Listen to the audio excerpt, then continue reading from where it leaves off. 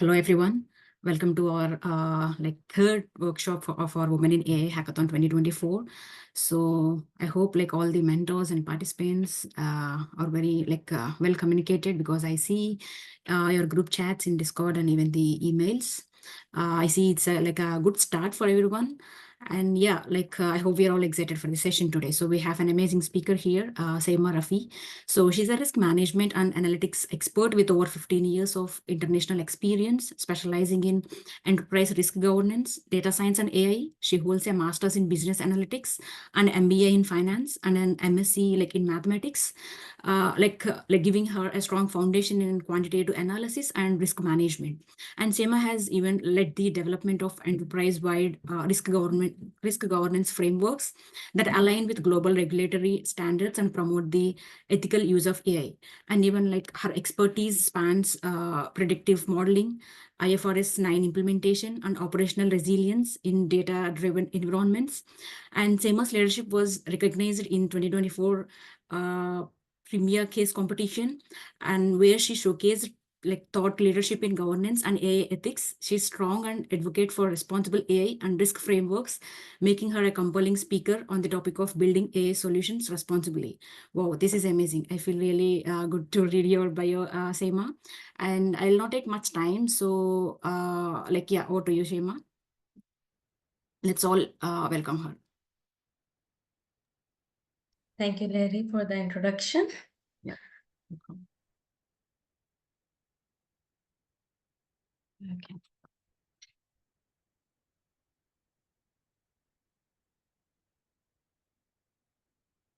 Go ahead, Shema. You could share your screen. Yep. Yeah, all good. You could start. Is it visible to everyone? Yep. Okay. Okay. Good afternoon, everyone. First, I'd like to say a big thank you to Women in AI to providing me this opportunity. And thank you, Larry, for giving a good introduction. And especially all participant who is attending, a big thank you goes to you as well for taking out your lunch time, especially who are working in North America. This is your lunch time and I don't want to waste your time. So I'll try to stick with the most valuable stuff which we should be sharing here, although time will not permit me to go into deep dive, but we can address some of the point in the Q&A session. So this topic is not about only technology. I would say this topic is more crucial because we want to see how we want to see the world in the future, because most of the items are depends on the ethics and values. So that's why the topic has been chosen by Women in AI to present in front of the audience, that we need to be more actively involved in and understand our responsibilities around the development of any products or anything which we are related where we want to enable or embed the AI. So this topic is very crucial. We can discuss each item line by line, what is I feel is more important, but please feel free to raise your questions, concern, suggestions, or any point which you want me to cover over the period during I will be interacting with you. So my profile is also available on the link, so you guys can connect. We can chat later, but I'll move on right now with our agenda item. That what we are gonna present today. So my agenda item is related to the introduction, not only about responsible AI, what is about that, and why, what is the case studies we can refer around that. So because of the time, I will be only discussing a very short area about the case study, but I believe most of you, if you are related to the AI field, you do understand what is the reference point. But if anybody need more information, I'll be available and happy to discuss those things. And if we have to talk about ethics around or responsibilities around AI, so there must be some frameworks required to be referred. So there are a lot of ethical frameworks which we need to refer. I will be discussing some of them, not all of them. Then after that, we will move into the core principle and definitely will be referring some examples related to those core principles, which is related to the responsible AI. Afterward, we will be moving the same examples relating towards how we can embed those core principles through those examples in the product designing phase. Maybe all examples may not be applicable for a single product, but it can be covered for the varied audience. After that, we will be moving challenges. What are the governance challenges in the AI, responsible AI, or regulatory landscape where we are moving in the near future, hopefully. Last but not the least, then it will be the conclusion, and then we'll be moving to your Q&A sessions. I will not try to stop for the further discussion, but I wanted to make this session more interactive. So I wanted to have a small, some kind of icebreaker. So we will do some 3 fact and myth check around responsible AI, how our audience take it on these areas. So I would be happy if anybody would like to speak on that or would like to write on the chat. So that will be valuable for us, that how do you guys see these things? What do you think, this is a myth or a fact? AI algorithms are always unbiased. And you would like to participate?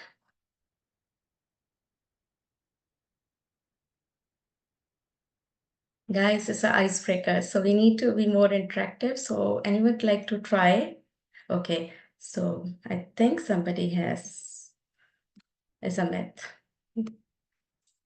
So yeah, it's a myth. Let's move on to the second one.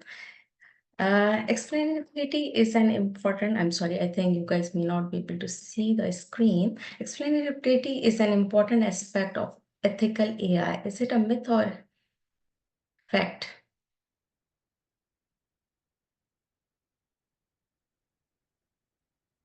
It's a fact. Right, Fatima. Right, Akanmini. Great. So we have a good audience participation. Let's move on to the third one. There are currently no global regulation around AI governance. Is it a fact or myth?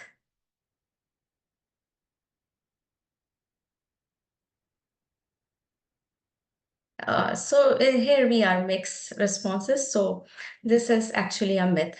So we will be looking into the landscape as well, that why regulations are coming in. Let's go into that area first, and let's look at what the regulations are already available now and what regulations are under the process of proposal stage or approval process. So thank you so much for your participation, and I hope we will be looking into some more input during the session.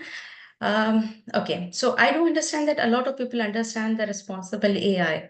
This is talking about how we want to see the technology implication with our values, core values, which we carry on a day-to-day basis.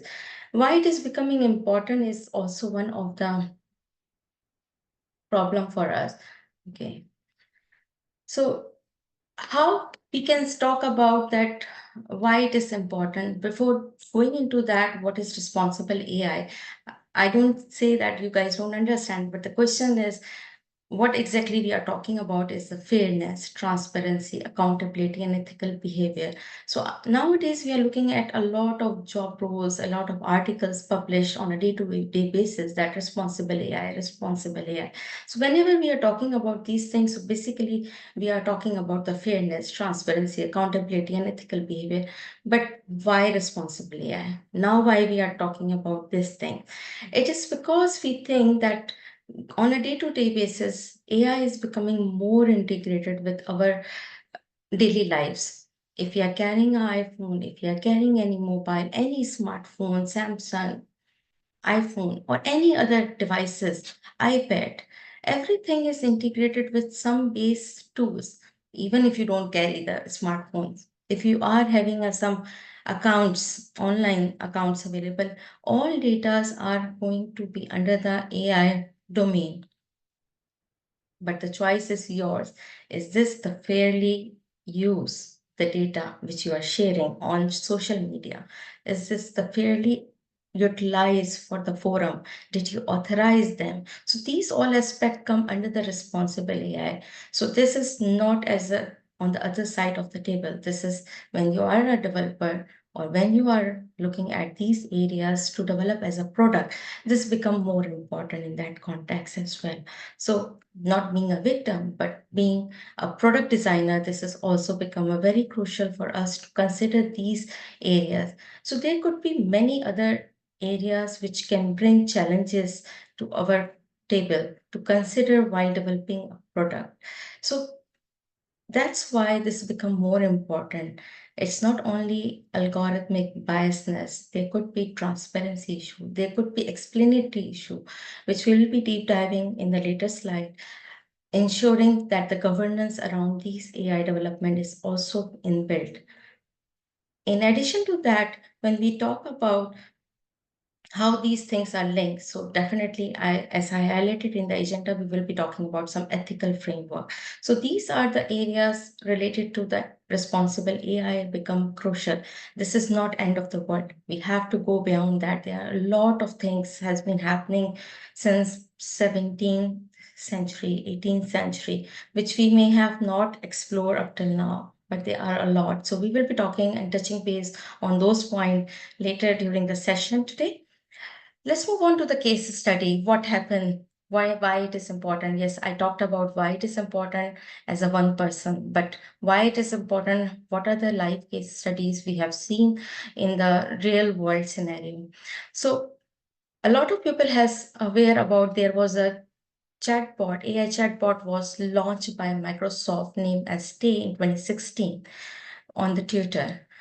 It was designed to learn with the interaction with the humans, but there was some designing related concern which created a issue. Although it was unintentional, it was not purely any concern behind that, but it lead to some malicious user to utilize it in a wrong way, that it become offensive and inappropriate content started to be posted on Twitter. So it was within 16 hours, it was taken down. All of you can understand designing a product, designing any product with all integrities required a lot of effort. Imagine a big name associated with this kind of product has faced a big challenging situation. That's why they have to take it down right away within the 16 hours. So this also one of the area highlighted what went wrong. So there was a one element which we can highlight right now, because I'm not going to discuss the whole case study that what was there, but the filtration and the moderation was also required as part of that chatbot. This was later on been edit and some modification was done, and there was another version came in place afterward by the Microsoft. So they started using filtration or moderation, but there was some other responsible AI constraint came later on as well in that updated version. But I'm not discussing that case right now, so I'm highlighting only this case. So what went wrong was the filtration was missing, moderation was not there, and definitely harmful language was started used by the user, and the bot started learning because the learning was unsupervised. It was put in front of the audience like the chat, and like right now we are doing chat GPT usage, but you can see ChatGPT is always highlighting us there's a certain point, after that it is stop, telling us that go and do this thing. So this is something here we are talking about, that moderation filters can help on this kind of issues and set the boundaries that after that the unsupervised learning has to be avoided. It can harm human, it can harm anything. So let's move on to the ethical framework. Which kind of the ethical frameworks we have in already, which we are talking about only today, but there are numerous ethical framework which are already available. So I'm going to refer first is the consequentialism. So this is something I'm talking about 1789. Bentham was the one who highlighted certain principles under their document is named as an introduction to the principle of moral and legislation. This has been widely referred nowadays in the implication in the implementation of the AI, and it's highly relevant. Why? Because this highlight that we need to often pay more on the potential benefit of AI tools. There are a lot of development is happening. There are different kind of weapons, different kind of medical site, different kind of devices which we are using on a day-to-day basis. So it's not only mobile phone. There are a lot of weapon side, there are a lot of medical side, there are a lot of benefits are being considered. But here we are talking about under this ethical framework, which is existing since 1789, is potential benefit over the harm. So this is required, this has been prevailing. A lot of ethical frameworks has been developed recently, and they are referring towards that direction, that we have to consider that what are the potential benefit if we want to really see a good world in the future, not the world which kind world in the future, not the world which can be developed because of uncontrolled AI development. So moving on to the second one is the technology. This is the one is also something that's been referred recently in the last since 20th century, when the AI has started taking up a lot. So this is also emphasized on the transparency, privacy, and the user right. If I want to refer another ethical framework, this is the way back goes to the 4th century, is the ancient Greece century. When we are talking about that, these are referring to the honesty, fairness, and responsibility. So this is something I'm not bringing in front of you. This is something which when we discuss and talk about the AI related responsible. So all frameworks recently under consideration or designing phase are referring these frameworks which was there, and we will be surprised to refer sometime in the future in second or upcoming sessions if we get opportunity to talk about these things. They have actually quoted the example, and those people have seen those development at that time, which we are seeing the development happening in the real now, which was not there. But these people were those who has actually predicted the future, that how the development or modification in our AI side will be happening. Let's move on to some core principle. What are the core principle? Accountability is not being excluded, but I'm not going to highlight the accountability as a core principle, because all these principles which I'm highlighting here is going to talk directly link or indirectly link with the accountability. So if I'm using any mobile phone, I always try to allow my privacy when I'm using any app. So accountability comes to me when I take this decision. You get my point. So why I'm quoting a mobile phone example again and again is that this is a very easy and understandable example for every person. So although responsibility remain with the organization, but when they are taking our consent, so it's mean that we are allowing them to use our data or accesses to our storage facility, what we are keeping under in this mobile phone or the social media. Okay, so there are 6 main core principles I will be highlighting today as part of our discussion. One is non-malicious, which is do not harm, beneficious, which is promote good, and fairness. These 3 items are more crucial as of now, because we have to consider what product we are developing. Is this harming anyone? Is this something gonna bring some goodness to the human or society?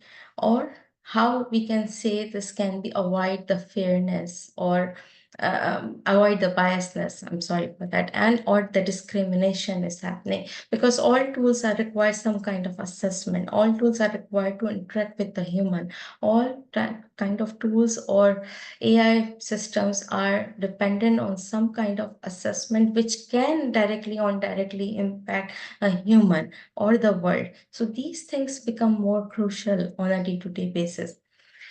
In addition to that, we need to respect the users' choices, whether they really want to make their personal data available to us. It should be given the choices to the human, to individuals who are our target audience for that product.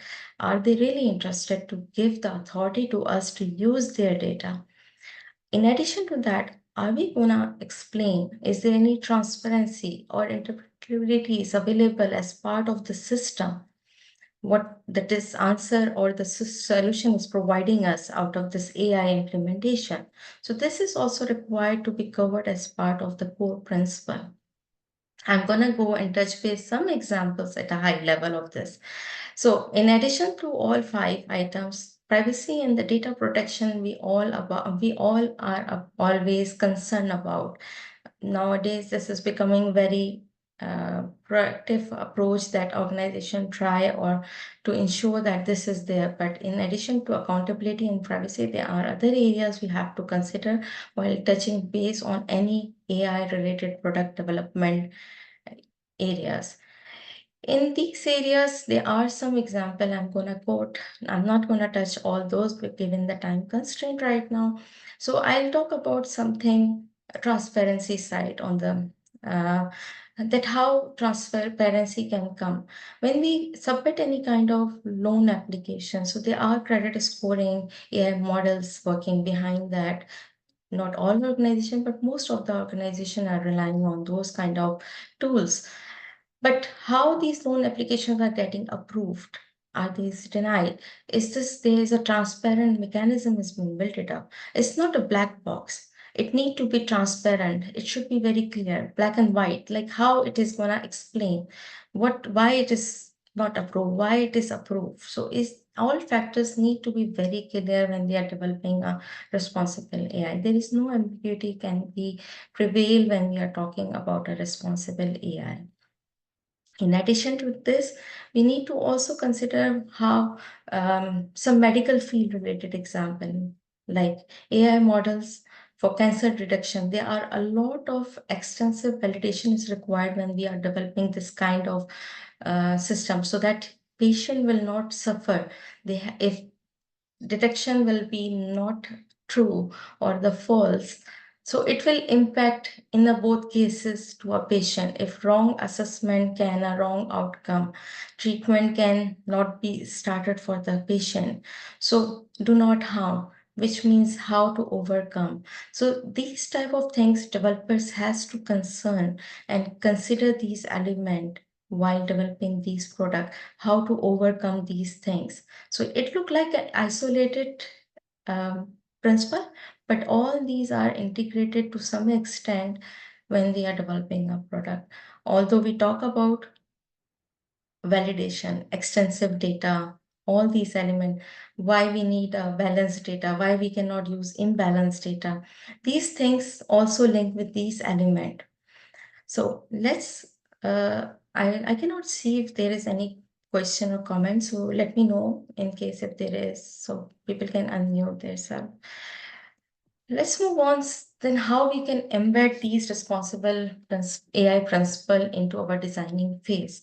So we need to ensure that our principle, our model is fair, transparent, how we are doing these things. So for that purpose, we have to do diverse data inclusion, but all need to be real world data. I do understand in some cases we face a challenge, there is no real world data available.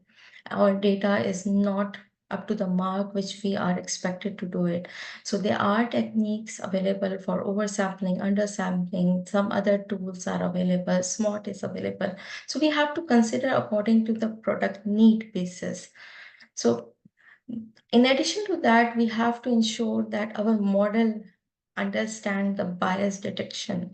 So we have to ensure that algorithm need to be fairly assessing the requirement. It should not be doing something which is not acceptable to our core values. I can quote an example in a lottery draws. So if a lottery draw is being generated through a AI, so it need to be, or the AI system or AI model has been deployed underneath. So it's required to be ensuring that what factors are being considered under that. It should not be focusing on certain discriminated issues, racism related issues. So model need to be developed fairly. Those aspects which can bring some biasness or discrimination, we have to exclude or handle those things through using our technology related platforms, that how we can use certain models, certain areas. If I move on to again, the same point which I talked about in the previous slide about the credit risk scoring engine. So this is one of the area where we talk about how we can understand. So when the outcome is coming, we need to validate that much that our models are generating the right result. Is it explainable? Is it transparent? Is this something ambiguous? We are not able, if we are a developer and we can't understand, it means that we will not be able to explain others as well. So we need to be sure that AI-driven decisions are understandable to us, to human, because we are the one who are designing those tools, those products, those systems. So that makes a big difference when we talk about these areas, that system are not biased. This is related to our core values. If it is explainable, because we ask questions, it's a part of a human nature that we ask questions, we try to get transparency, we want explanation. So these are our all core values linked back to the ethical framework, which I just highlighted. And why I talked about the real data, because if it is not a real data, then it will create some problems for us to explain. It may create some biasness. Yeah, sometimes we have to rely on not real world data because there is a lacking of data, but that could give us starting point. But it should not be relying on data when there is real world data is available. So we have to put right efforts to create the data. Moving on to another item is how we have to ensure the privacy and data protection. This is becoming very critical given the cyber related issues going on as well. But in order to protect our customers, any stakeholder which we are dealing with as part of a product development or our targeted market. So we need to ensure that our customers, our stakeholder has some comfort on our product, and that will come first place as a privacy. In addition to that, we have to ensure that we have some process built it up to review, because these can become easily obsolete and outdated because data is changing every day. A world is full of data, world is full of rich data, and everything and development is in AI is happening on a daily basis. So things are moving fast. That only not create the outdated data which we are using under that software or under that product. We're required to upgrade that. So we have to establish an AI ethics review process, that how we are going to review it. Is this related? Is this relevant right now? It could change the whole story of your product if we are going to keep using the outdated data. In addition to that, monitoring and feedback loop need to be created. So we are in the phase of loop. So it's not a stop. We have to go back and revisit everything. Time frame can vary according to the product need and requirement or interactions requirement. It can be 3 months, it can be 1 month, it can be 6 months, it can be a year or 2 years. It depends on your product. So it cannot be summarized in a way in this platform because it's a generic discussion we are doing. I'm going to talk about here one small items that there are a lot of challenges we are facing on a day-to-day basis, which is related to governance challenges when we are talking about the responsible AI. The first important is the pace of innovation. What is happening is every day we can see there's a lot of changes are happening in the AI development. Today something has been launched, tomorrow something has been launched. We see the product, underneath there is a AI definitely in most of the product. So the pace is more frequent than the governance right now. So this is one of the challenge at this point of time. In addition to that, the data flows across the jurisdiction, which also create one challenging issue, because one country has a different regulation or other jurisdiction has a different regulation, and it could be conflicting in between. So innovation required some kind of smoothness across the jurisdiction. This also creates some challenging situation right now.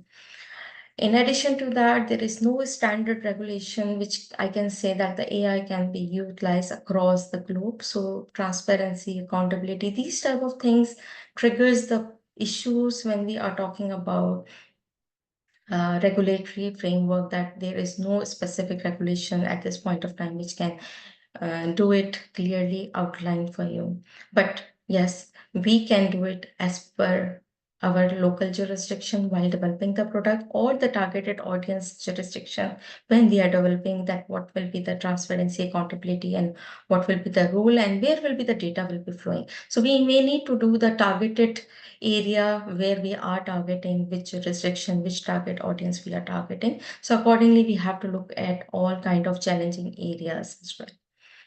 In addition to that, definitely, as I highlighted, that we are going to talk about some regulatory landscape. So yeah, so there are a lot of regulatory development is happening in this context of responsible AI.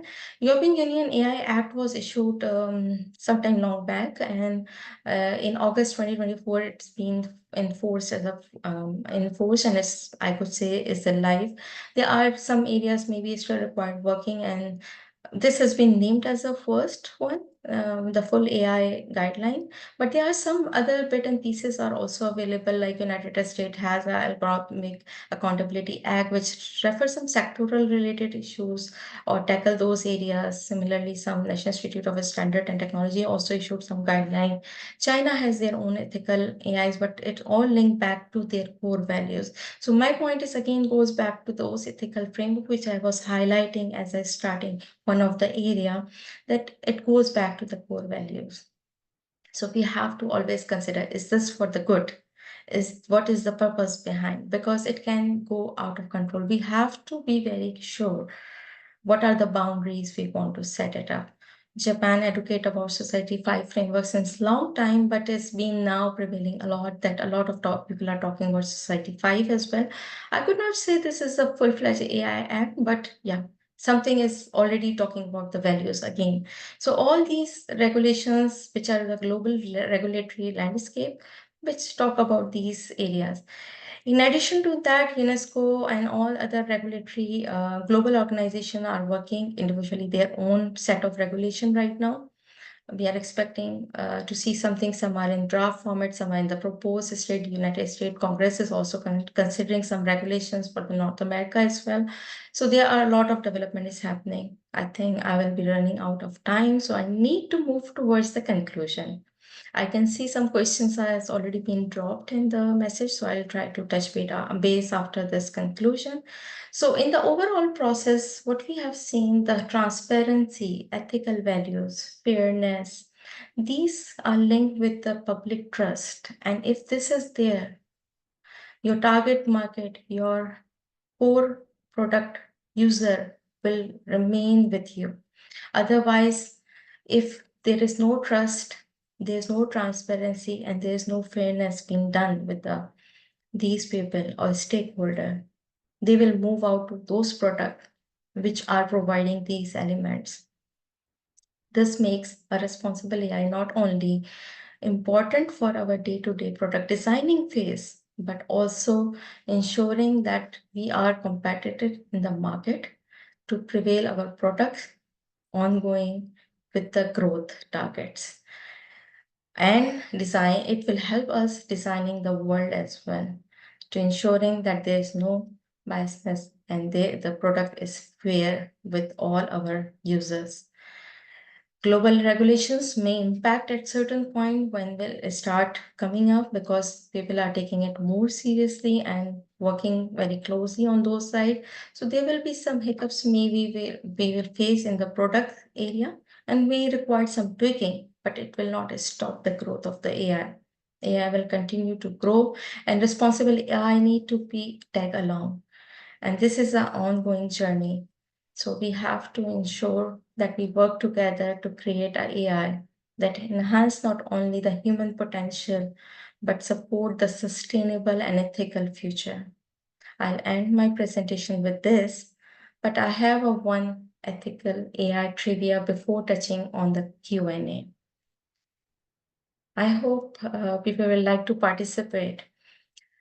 This is something about algorithmic bias. An AI tool that suggests, can you select A, B, C, D? Out of all, there is one item which is algorithmic bias.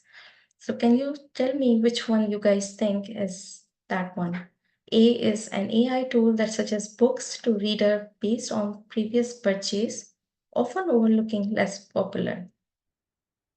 A language translation AI that accurately translate between multiple language.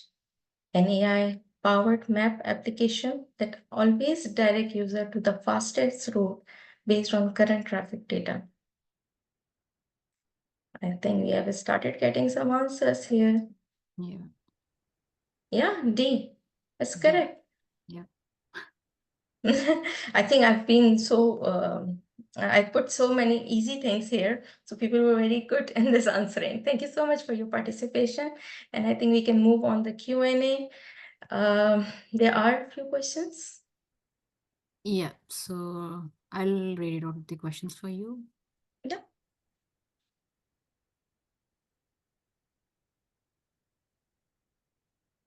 Oh yeah, I think it's like just a message from us. I think so far we don't have any questions. Yeah, participants, like everyone, if you have any questions to Seema, you can unmute yourself or feel free to like do a chat.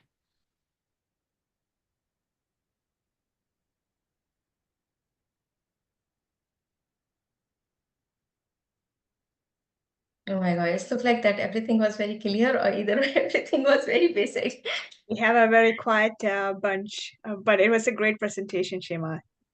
Thank you. Yeah. So oh yeah, we have a question. Mhm. Do like question from Brigatti. Do AI ethics frameworks ever go against business interests? How can we encourage businesses to implement them if they cost more time and money? See, I've been associated in the governance area since long time. When even a lot of people were not talking about AI as an implementation that time in a broader way. These things are definitely time taking and requires users to understand and audience to understand. It's not that easy. My usual answer to the people is that we need to take a baby step in this context, and especially when we are talking about time and money. So time, usually people need to refer to those areas where some use cases are already available. If you're talking about the new development, is a something, yes, this is challenging area, and we have to understand also some aspect of it. But if some use cases are available, then we need to definitely refer back to use cases and provide the feedback according to their use cases, that what has happened, how it has happened, and how it can goes wrong. It may not directly link to your product, but there could be something you can find it right now. As I said, world is full of rich data. It's only we need to know the relation. You can see development is happening since long time, and I was referring 4th BC right now in my presentation, 1789, 1785. So imagine things are already available. It's just we have to explore and bring it to the table. And like luckily we are in the era where we have a lot of things available on our fingertips through the mobile phones and the laptop and iPad. So we can explore these things. It take time, but use the use cases. That's the key. Yeah, thank you, Shema. I hope, Brigadier, that answers your question. And we have one from Christine. Do you have any suggestions on how to think about reducing algorithmic bias and incorporating responsible AI from the very beginning of a project, like an example of doing this? So yeah, See, that's one of the question. See, these, yeah. So first thing is definitely the data itself. When we are using a data, whenever we are designing anything, it's based on the data. So I can quote example. Please don't. I don't want to offend anyone. When we are collecting a data in the starting point, so if you're designing some tools related to a specific uh, targeted area, I can quote example of. It's easy for me to quote example of a credit related applications. So if you are designing or maybe credit application or fraud related applications. Usually fraud monitoring is also something we usually purchase off the shelf tools available from the market. So when they are designing the tool and the data is used based on specific for the fraud cases we are using, like only females are doing fraud. Please, no offense on this. I'm just quoting an example. If we are targeting that the females are doing it, so we have to look at that time at the starting point, that why we are only looking at this. So when we are doing the analysis, statistical analysis in the where the data science comes and play the important role, that why which data we have to use it, how it is important, is this data is balanced. So that is the first stage, data collection and the right data utilization for the avoiding the biasness.